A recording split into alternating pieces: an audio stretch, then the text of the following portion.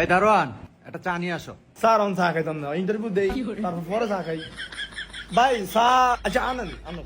ইয়া চা কি রং চা দুধ চা? রং চা। এ শোন স্যার, চা রং চা খাবো না ভাই, আনেন না।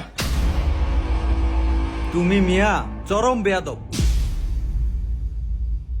আচ্ছা, এটা লাস্ট প্রশ্ন। আচ্ছা, বাংলাদেশের মানুষের মাথা পিছু ঋণ কত বলো? স্যার এটা আমি পারি। তোরে জিগাইছি। স্যার এটা আমি পারুম কইছি, আমি পারুম। 1.5 লাখ টাকা। হারি চাইতে নয়, কত গলি? 1.5 লাখ টাকা স্যার। আচ্ছা, তোর আমি আরেকটা প্রশ্ন করি, হোয়াইট হাউস কোন দেশে? স্যার এটা আমেরিকা। হারি তুই ফাঁস। ধরে ফাইল। স্যার আমিও তো অ্যান্সার দিয়েছিলাম, আমাকে চাকরি দিলেন না, দারোয়ানরে চাকরি দিলেন।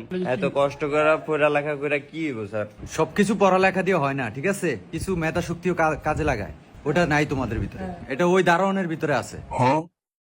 স্যার তাহলে আপনি আমার একটা চাকরি দেন। তাইলে তোমাদেরকে দারোয়ানের চাকরিটা দিতে পারি, যেহেতু এখন আমার দারোয়ান নাই। না স্যার, পড়ালেখা করছি কি দারোয়ানের চাকরি করার জন্য? স্যার সই।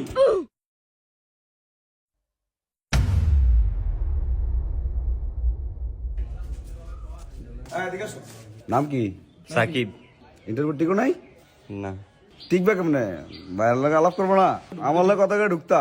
আচ্ছা যাই হোক, যাওয়ার হয়েছে অনেক আছে, মালপি আসছে। আছে। আচ্ছা ঠিক আছে, তো কালকে থেকে চাকরিতে আইসা বেরো, আমি বলে দিতেছি, সমস্যা নাই, ভাইয়া তো আসি। যাও কালকে চাকরি তোমার কনফার্ম, কালকে তুমি চাকরিতে এসে ডিউটি করবা। আর কে কি আমার বলবা, কই দেই কথা আছে। 1000 টিয়া মালটু চাকরি করতে ফায়দা করতে দে পেটা চা।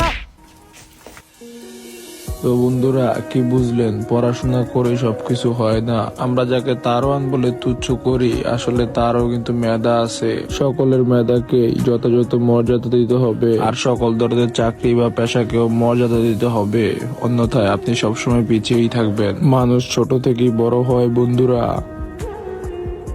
Subscribe to the channel to watch the next episode.